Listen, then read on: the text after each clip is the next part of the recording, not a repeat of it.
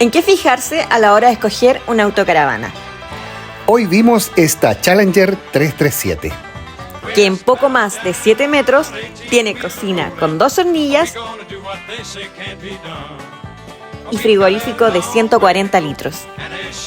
Cuenta con 2 camas, una trasera Super King y una basculante sobre el salón, que es un salón face to face.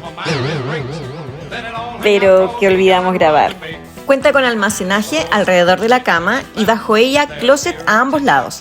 Además tiene lugar para zapatos bajo los peldaños.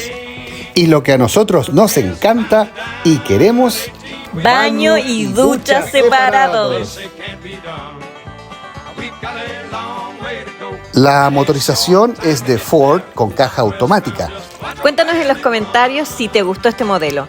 ¿Cuál es tu casita con ruedas soñada? Si ya la encontraste o si sigues buscando como nosotros.